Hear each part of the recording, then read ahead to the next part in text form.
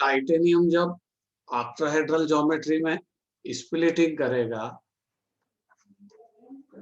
Splitting in geometry, जब वो splitting करेगा तो दो तरीके से डी ऑर्बिटल को डिवाइड करेगा। तो पहले टाइटेनियम का एग्जांपल समझे।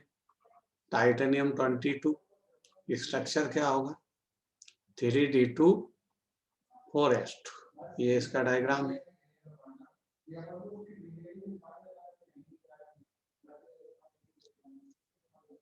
टाइटेनियम 22 का डायग्राम है 3d2 4s2।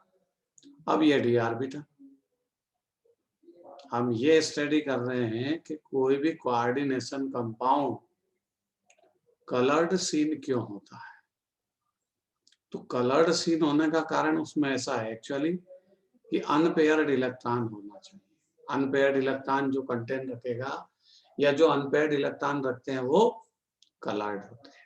अब यहाँ देखिए टाइटेनियम का जो ऑक्सीडेशन स्टेट है हम +2 करके रखते हैं, मतलब उसने कंपाउंड फॉर्मेशन के टाइम 2 इलेक्ट्रॉन तो एस ऑर्बिटल के रिलीज किए और टाइटेनियम का ऑक्सीडेशन स्टेट +3 है, तो एक इलेक्ट्रॉन कौन सा रिलीज कर दिया, डी ऑर्बिटल का। इसका मतलब इसके डी ऑर्बिटल में सिंगल इलेक्ट्रॉन है। ये टाइटेनियम 22 +3 का डायग्राम है। अब कंपाउंड फॉर्मेशन के टाइम स्प्लिटिंग होगा, तो ऑक्टाहेड्रल ज्योमेट्री में 2 ऑर्बिटल कहाँ जंप करते पहले पढ़ चुके हो आप, स्टडी कर चुके हो। ये dx²y² और दूसरा dz² ऑर्बिटल। इसका मतलब 2 ऑर्बिटल जिन पर एक्सिस पर इलेक्ट्रॉन डेंसिटी हायर है वो हायर एनर्जी लेवल को जंप होंगे ऑक्टाहेड्रल ज्योमेट्री में, और 3 ऑर्बिटल जो एक्सिस के बीच में इलेक्ट्रॉन डेंसिटी रखते हैं जैसे dxy, dyz एंड dxz, इन तीनों में लोअर एनर्जी लेवल में जंप। ये ऑर्बिटल का एनर्जी लेवल था, ये ऑर्बिटल हायर एनर्जी लेवल को जंप हुए। इनका नाम क्या रखते थे हम, Eg। और जो लोअर एनर्जी लेवल में जंप करते थे स्प्लिटिंग के बाद वो ऑर्बिटल लोअर एनर्जी लेवल। और टाइटेनियम 3+ में केवल डी ऑर्बिटल में एक इलेक्ट्रॉन। अब इसने कॉम्प्लेक्स का फॉर्मेशन किया, तो कॉम्प्लेक्स का जब फॉर्मेशन करेगा तो ये जो डिजाइन है इसकी, ये एनर्जी को क्या करेगी, एनर्जी अब्सॉर्ब करेगी, और एनर्जी अब्सॉर्ब करके ये डी ऑर्बिटल का इलेक्ट्रॉन कहाँ चला जाएगा, हायर एनर्जी लेवल में। कहां से कहां गया electron, electron jump from lower energy level to higher energy level. तो इसके कारण क्या हुआ, इलेक्ट्रॉन एनर्जी को एब्जॉर्ब करेगा, लोअर एनर्जी लेवल से हायर एनर्जी लेवल को जंप करेगा। तो इस ट्रांजिशन को बोलते हैं हम डी ट्रांजिशन। क्या बोलते हैं इसको, डी ट्रांजिशन।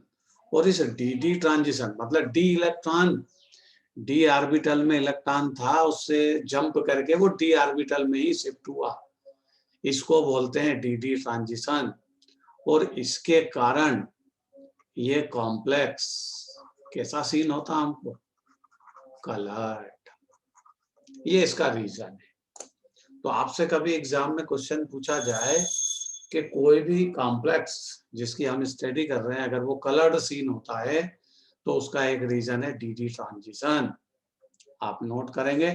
फिर दूसरा रीजन समझाएंगे कि कोई भी कॉम्प्लेक्स कलर्ड और किस कारण से हो सकता है।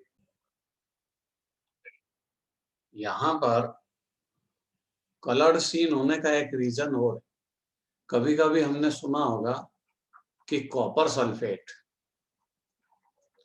व्हाइट कलर का है, इस कलरलेस है, और जैसे ही आप इसमें वाटर में कॉपर सल्फेट को डिसॉल्व करते हो तो कॉपर सल्फेट 5s2 हाइड्रेट होगा और कैसे कलर का हो जाता है, ब्लू कलर का सॉल्यूशन देगा, मतलब ब्लू कलर से सीन होता है।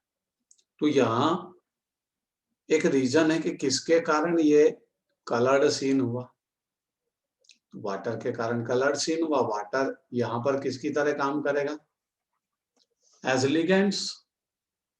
तो यहाँ पर जो कलर्ड सीन होने का रीजन है वो due to presence of ligand, ligand के कारण वो मटेरियल कॉम्प्लेक्स कलर्ड सीन होता है।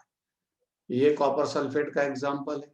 जैसे कॉपर सल्फेट को आपने रिएक्ट किया वाटर से, अब कॉपर सल्फेट क्या फॉर्म करेगा, कॉम्प्लेक्स आयन, ये फॉर्म किया Cu, यहाँ H2O होगा।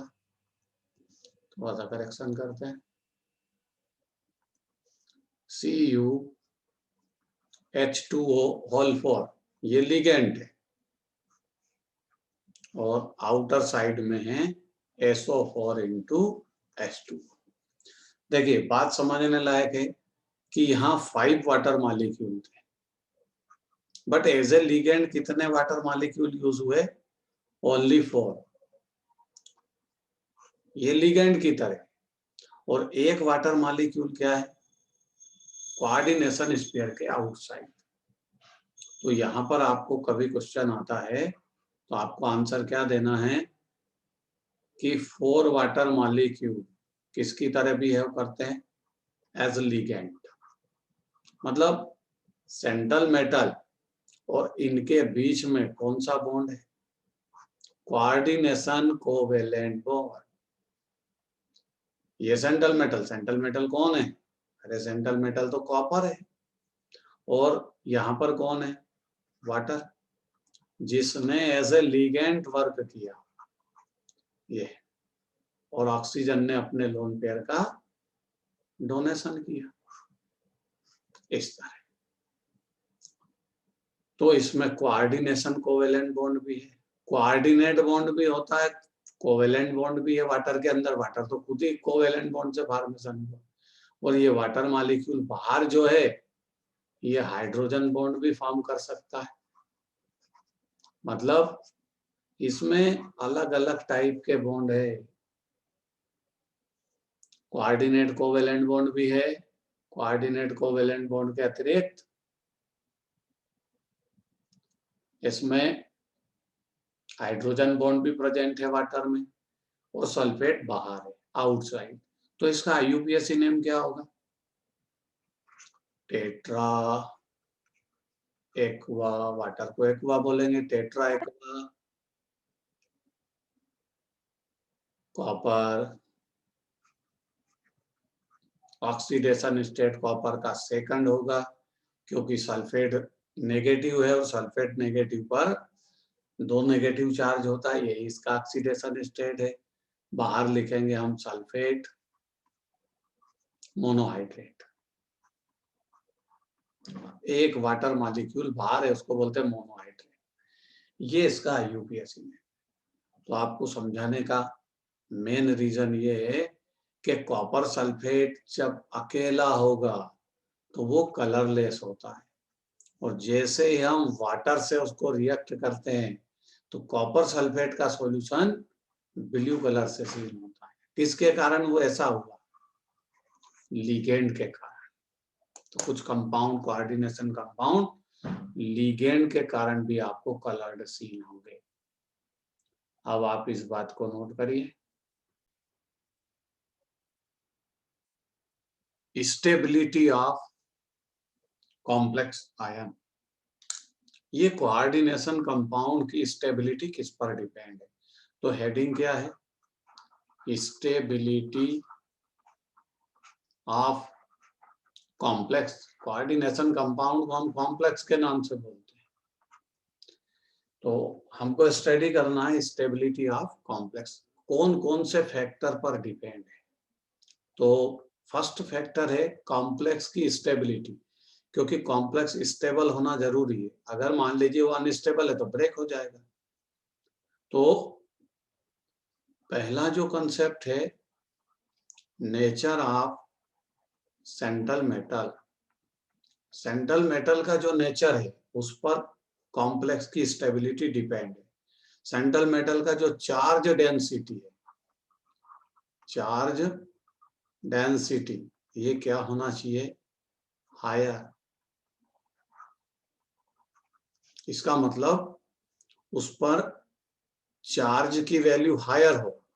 चार्ज डेंसिटी कब बनेगी, हायर, चार्ज हायर हो और उसकी साइज स्मॉलर। अब चार्ज की डेंसिटी हायर, जैसे एक एग्जांपल लेते हैं, जैसे Fe2+, 26 इलेक्ट्रॉन होते हैं। Fe3+ है आपके पास, ये 26। अब देखिए दोनों में इलेक्ट्रॉन 26 थे, पहले दोनों में इलेक्ट्रॉन 26 थे, लेकिन इसमें से कितने माइनस हुए, 2। तो अब रिमेनिंग इलेक्ट्रॉन क्या है, 24, और इसके रिमेनिंग इलेक्ट्रॉन 3 माइनस हुए तो 23। इसका मतलब इस पर चार्ज की डेंसिटी क्या है, हायर, पॉजिटिव चार्ज हायर है ना, और पॉजिटिव आयन है, तो ये कैसे साइज का हो जाएगा, स्मॉलर इन साइज। तो समझाने का मतलब है आपको कि स्मॉलर साइज होगी और चार्ज की डेंसिटी हायर होगी, चार्ज हायर है, साइज स्मॉलर होगी। तो ऐसा जो सेंट्रल मेटल है वो स्टेबल कॉम्प्लेक्स का फॉर्मेशन करेगा, स्टेबल कॉम्प्लेक्स। कौन, जिस पर चार्ज की डेंसिटी हायर होगी। तो Fe और Fe+2 और Fe+3 में कौन स्टेबल कॉम्प्लेक्स फॉर्मेशन करेगा, ये, क्योंकि इस पर चार्ज की डेंसिटी हायर है और साइज स्मॉलर है, क्योंकि 3 इलेक्ट्रॉन रिलीज किए। दूसरा कंसेप्ट,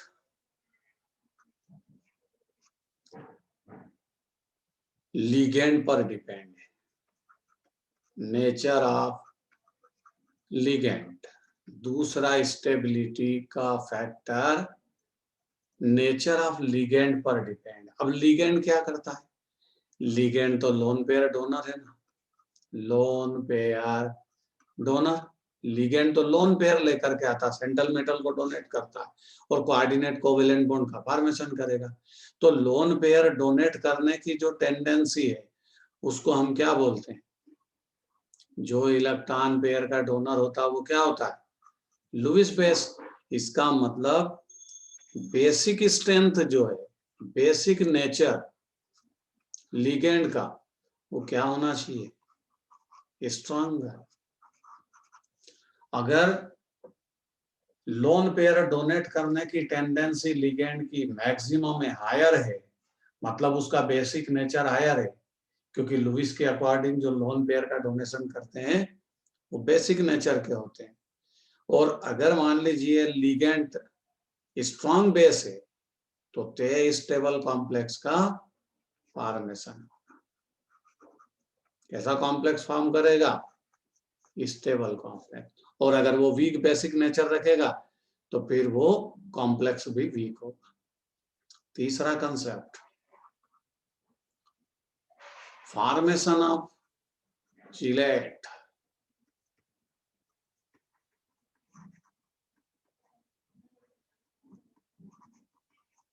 चिलेशन करे, चिलेशन का मतलब होता है जैसे ये सेंट्रल मेटल और इसके साइड लिगेंड आए लोन पेयर लेकर के, और उन्होंने अपना ऑक्टेट कंप्लीट कर लिया इलेक्ट्रॉन पेयर डोनेट करके, तो इसको बोलते हैं चिलेशन फॉर्मेशन। और जब कोई कॉम्प्लेक्स चिलेशन फॉर्मेशन करता, मतलब अपने सराउंडिंग स्पेस में लोन पेयर के थ्रू ऑक्टेट कंप्लीट करता है, तो वो होगा मोर स्टेबल।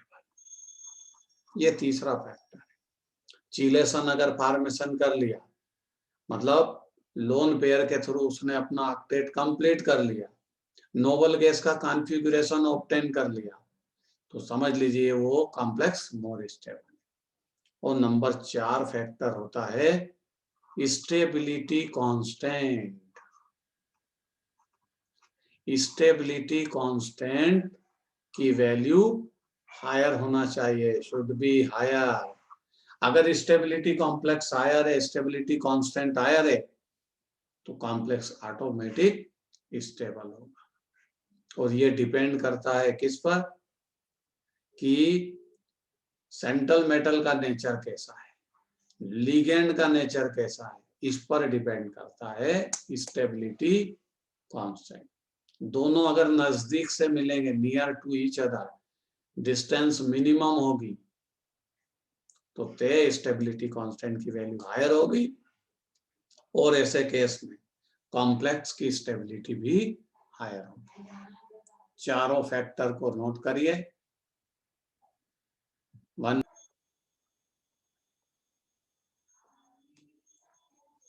इस यूनिट का लास्ट हेडिंग है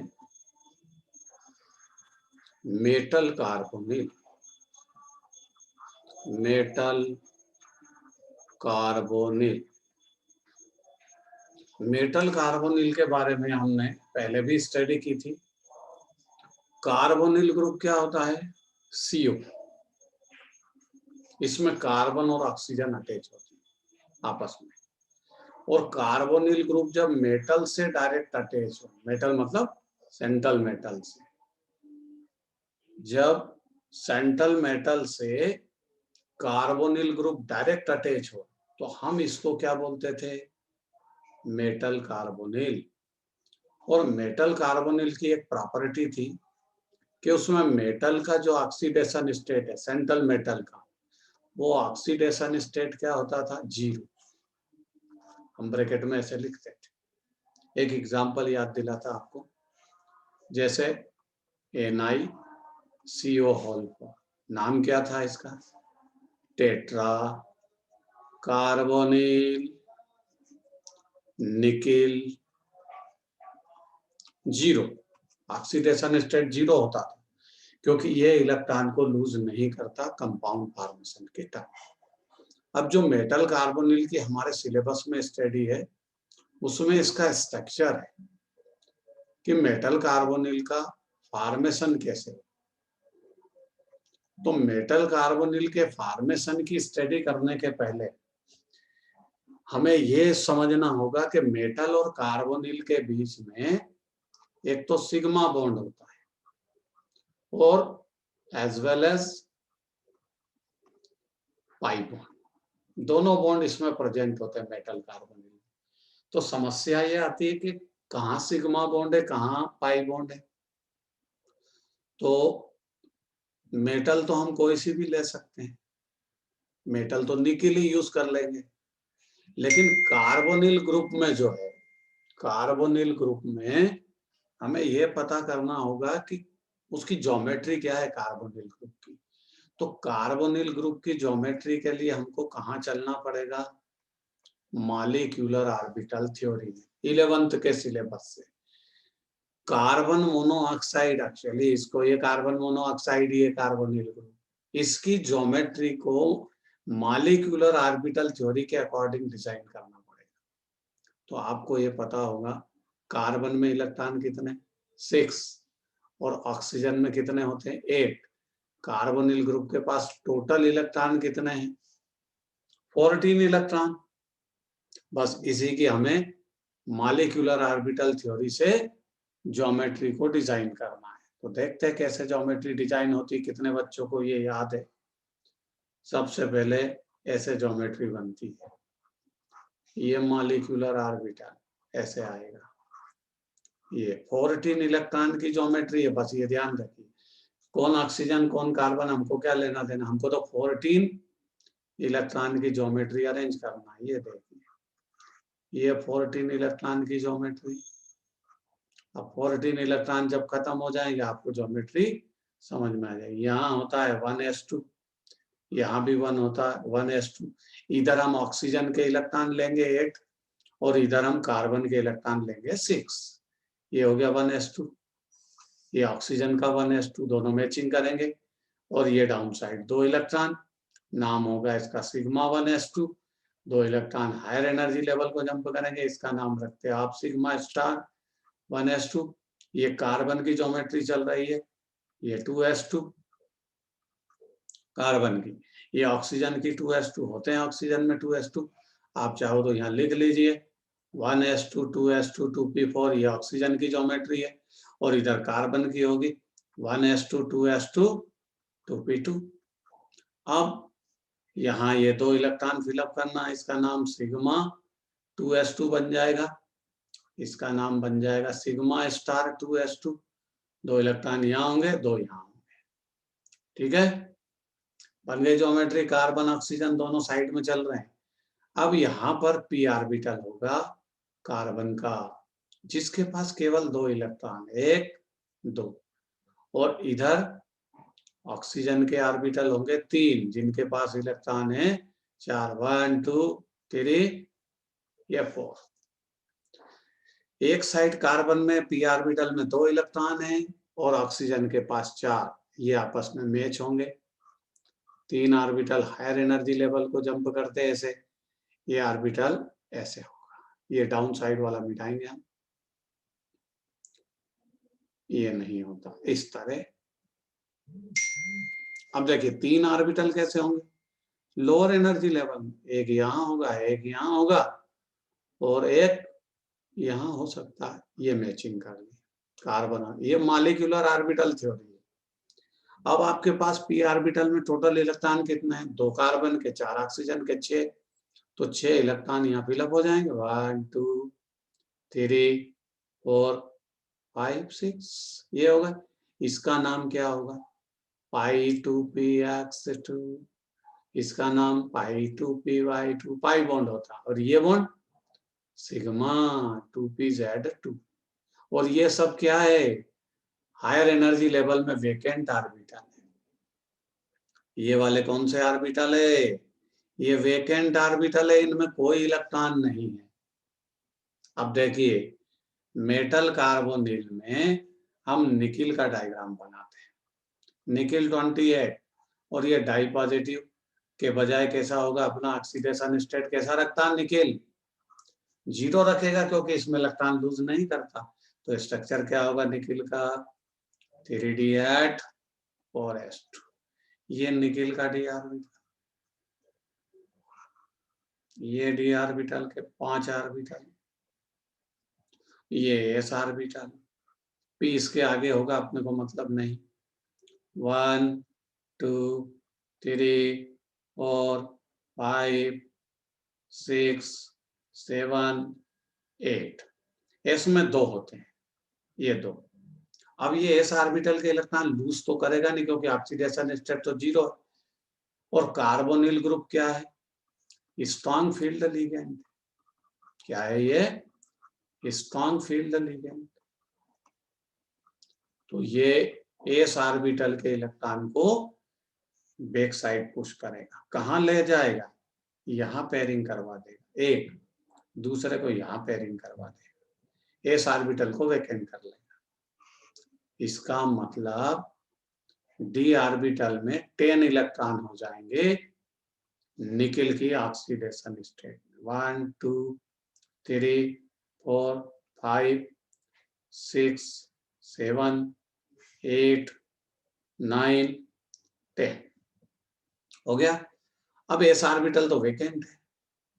अब देखिए सिग्मा बॉन्ड का फॉर्मेशन कैसे होगा, आप देखिए यहाँ डी ऑर्बिटल है, ये किसके हैं डी ऑर्बिटल, सेंट्रल मेटल के, और 5 डी ऑर्बिटल है, और सभी पेयर्ड है। ये पेयर्ड डी ऑर्बिटल कोई एक किससे ओवरलैपिंग करेगा, ये कार्बन मोनोऑक्साइड के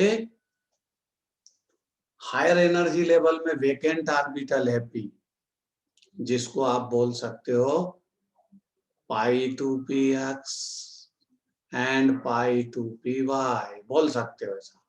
ये वेकेंट है, इनमें इलेक्ट्रॉन नहीं है, तो ये क्या करेगा, ये कार्बोनिल ग्रुप के जो वेकेंट डी ऑर्बिटल है हायर एनर्जी लेवल में, मॉलिक्यूलर ऑर्बिटल थ्योरी का आइडिया होना चाहिए आपको। यहाँ पर ये जो इलेक्ट्रॉन मैंने राउंड में किए थे, ये वेकेंट p ऑर्बिटल है कार्बोनिल ग्रुप के, ये vacant p orbital central metal के पेयर्ड डी ऑर्बिटल से सिग्मा बॉन्डिंग करेगा।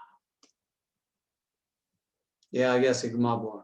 मेटल कार्बोनिल में एक सिग्मा बॉन्ड होता है जो किसके बीच में है, इन बिटवीन पेयर्ड, यहां ध्यान से समझिए, किसके बीच में है sigma bond, paired D orbital of central metal and vacant P orbital of carbonyl. ये तो आ गया sigma bond.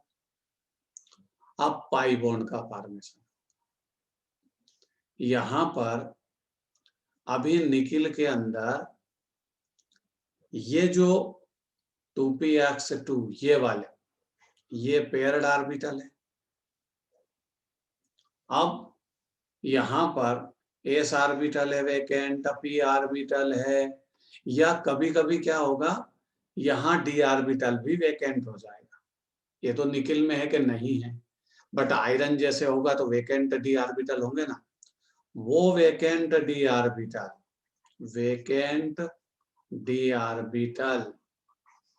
Of central metal, ये बॉन्ड फॉर्मेशन करेगा इन इलेक्ट्रॉनों से जो ऑलरेडी पेयर्ड है कार्बोनिल ग्रुप के पास, और किसका बॉन्ड फॉर्मेशन करेगा, पाई बॉन्डिंग। तो मेटल कार्बोनिल में दो टाइप के बॉन्ड होते हैं, एक सिग्मा बॉन्ड और दूसरा पाई बॉन्ड। तो कार्बोनिल में, मेटल कार्बोनिल में सिग्मा बॉन्ड का formation paired D orbital of central metal and vacant P orbital of carbonyl group के बीच में, जो हायर एनर्जी लेवल में प्रेजेंट होते हैं, बट वो वैकेंट है। और जो डाउन साइड है, जिन्हें हम पेयर्ड ऑर्बिटल बोलते हैं पी के, वो सेंट्रल मेटल के कभी कभी वैकेंट डी ऑर्बिटल भी होंगे, ना होंगे तो जो ऑर्बिटल उसे मिलेगा उससे पाई बॉन्डिंग का फॉर्मेशन करेगा। इस तरह मेटल कार्बोनिल की ये बॉन्डिंग है, इसको नोट करिए। और यहाँ यूनिट की जो थ्योरेटिकल पोर्शन है वो एंड होता है, और एंड होने के बाद